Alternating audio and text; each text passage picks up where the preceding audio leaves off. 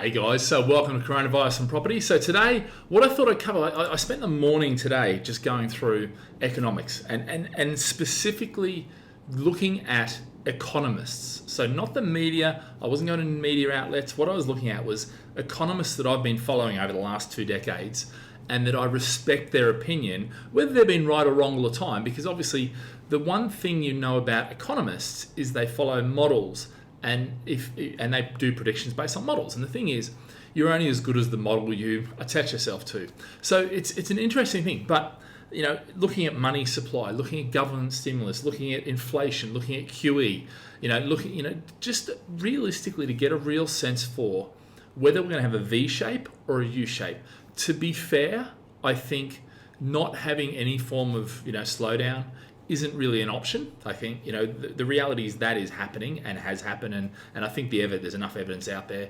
You just don't stop an economy and then press play again. It starts like a movie, although that would be nice.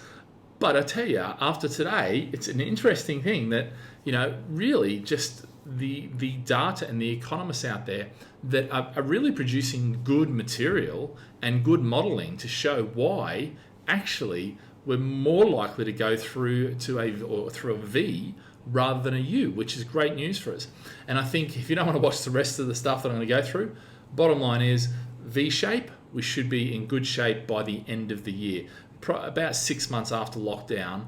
And it's interesting because I've been saying this for a while, and I've been sort of up and down, and as you read different things and you bring different models in, you do this.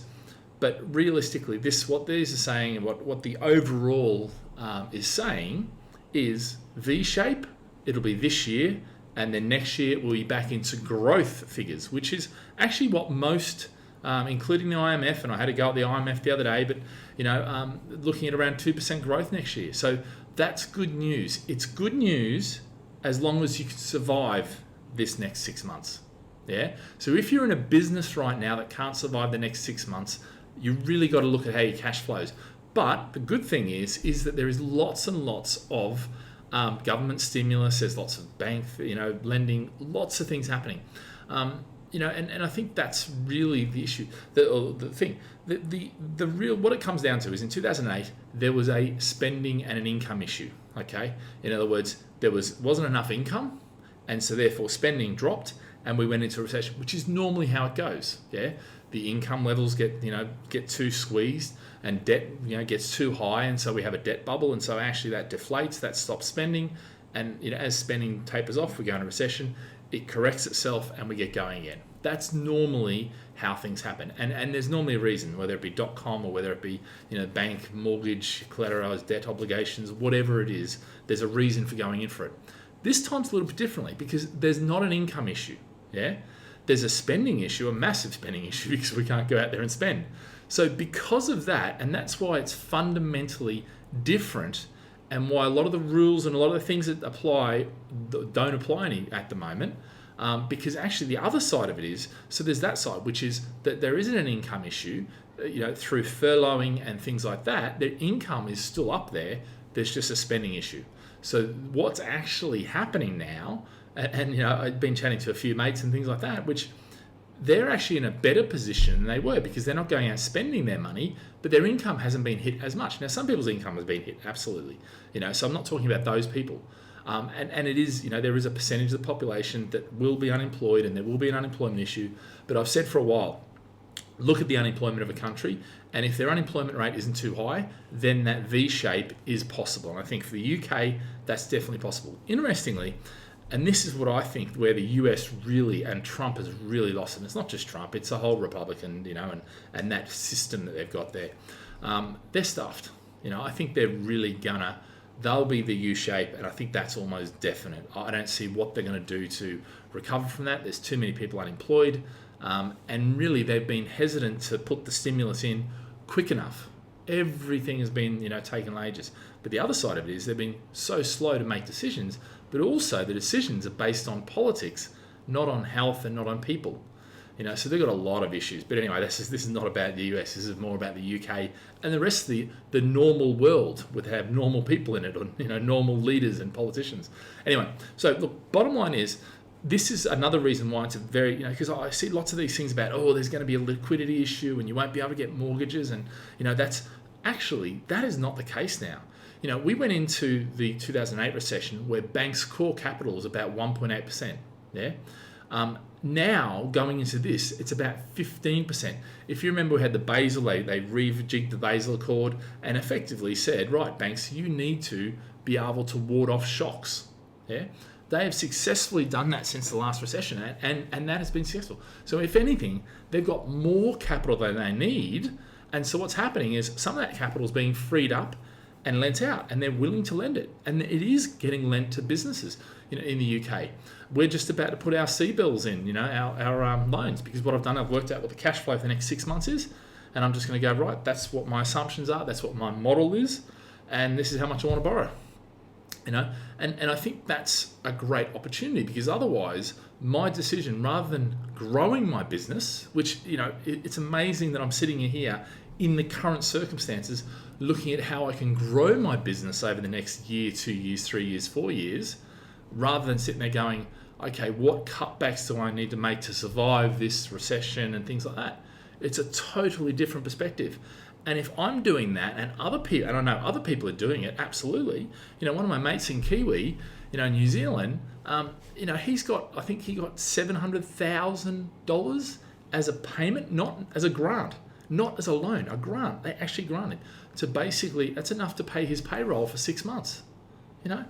It's amazing. And so he's in a totally different way. He's looking at now employing more people, because why the hell wouldn't you? If you can employ more people and you've got the funding there, that sort of stimulus is not just the government stimulating, it's actually getting down to where it needs to be, which is in small business.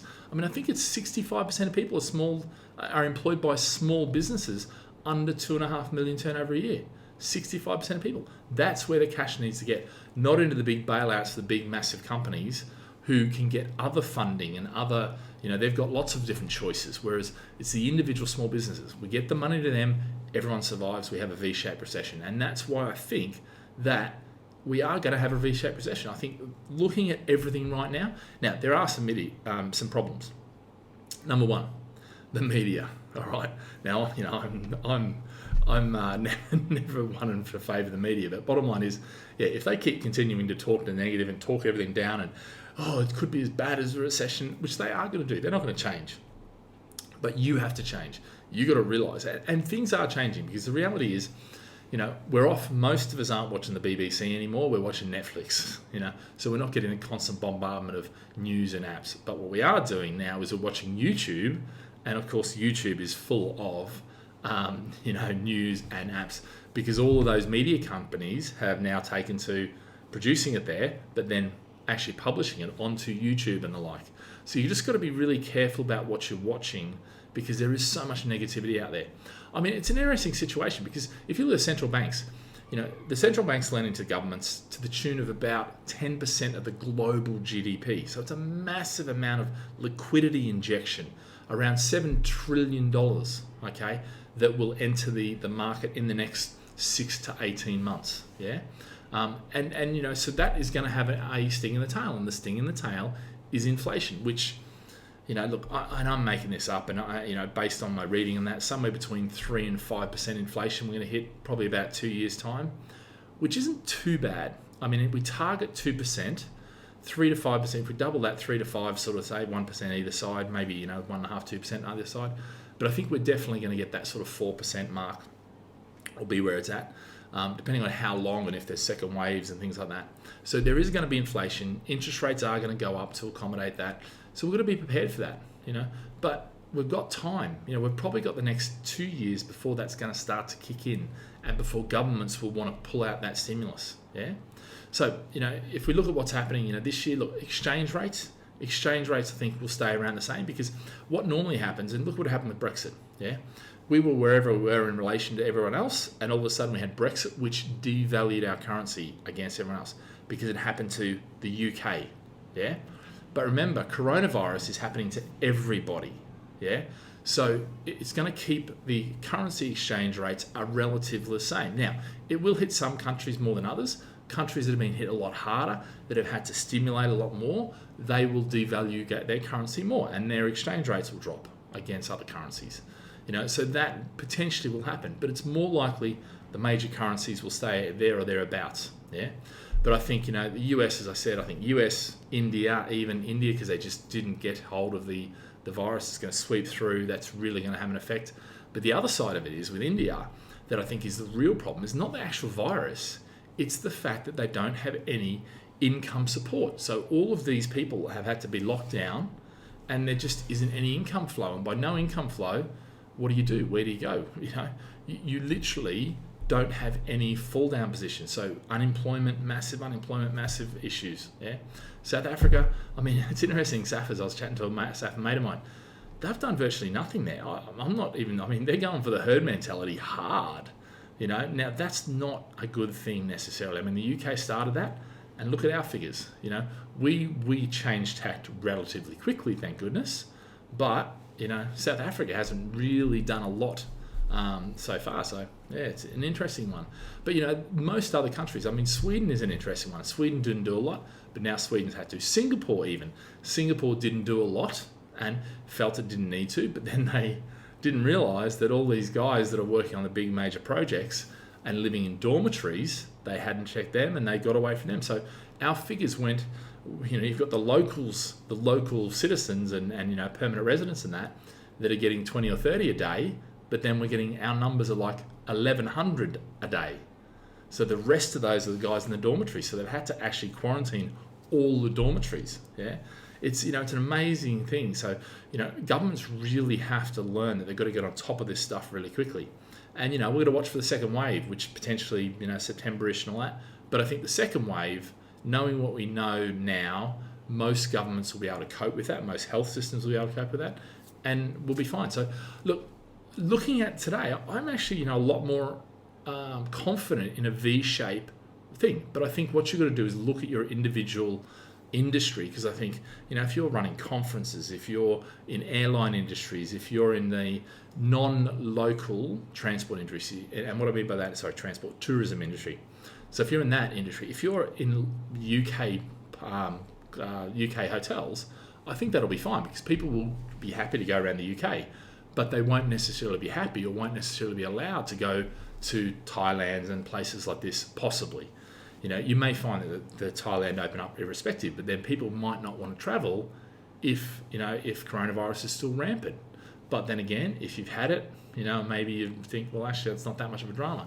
So, I think overall, it's, I'm more confident. I'm a lot more confident now. It's been an interesting day to read the articles and watch these videos and, speak with the economists and that, and really get a sense for what they think is going on. And by far the majority of them are, it's not actually a normal situation. I've always said it's same but different, and it's same in other ways, but very different in a lot of ways, And I think that the bounce back can happen. It happened in China, and potentially, it could happen here too, which is good news. So anyway, guys, that's it for today. I'll see you again tomorrow. See you later. Bye.